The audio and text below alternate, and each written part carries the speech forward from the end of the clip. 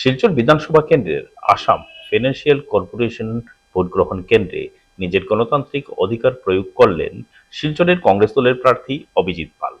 Vote প্রদান শেষে তিনি সাধারণ ভোটারদের উৎসাহিত করার পাশাপাশি শান্তিপূর্ণভাবে ভোট গ্রহণ সম্পন্ন করার আহ্বান জানান। তিনি বলেন, গণতন্ত্রের এই মহোৎসবে সকলের অংশগ্রহণ অত্যন্ত গুরুত্বপূর্ণ। নির্ভয়ে ও নির্বিঘ্নে ভোট দিতে সবাইকে এগিয়ে আসতে হবে। এছাড়াও তিনি নির্বাচনী প্রক্রিয়া সুষ্ঠু ও শান্তিপূর্ণভাবে সম্পন্ন করার জন্য সকলের সহযোগিতা কামনা করেন। অভিজিৎ পাল জানান, কয়েকটি ভোট কেন্দ্রে ইভিএম মেশিনের সমস্যা দেখা দিয়েছিল এবং এই বিষয়ে প্রশাসনকে নজর দেওয়ার আহ্বান জানান। তবে সামগ্রিকভাবে শিলচরে শান্তিপূর্ণভাবে ভোট গ্রহণ প্রক্রিয়া চলছে বলে তিনি উল্লেখ করেন। নতুন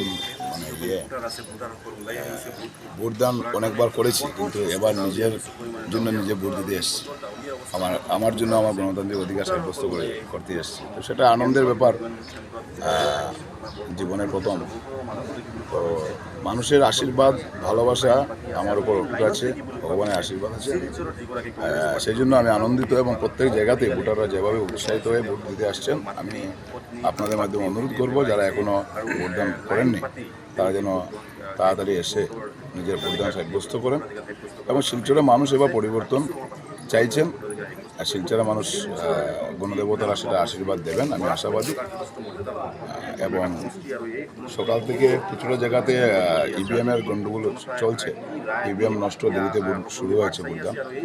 এবং কিছুটা জায়গাতে আমরা দেখেছি যে শাসক পক্ষ যেভাবে প্রশাসনকে কাজে লাগিয়ে যে সেন্টারের পাশেই ওনাদের অফিস খুলেছেন, যেটা ইলেকশন কমিশনের গাইডলাইনে আছে যে 200 মিটার ডিস্টেন্সে খুলতে হবে।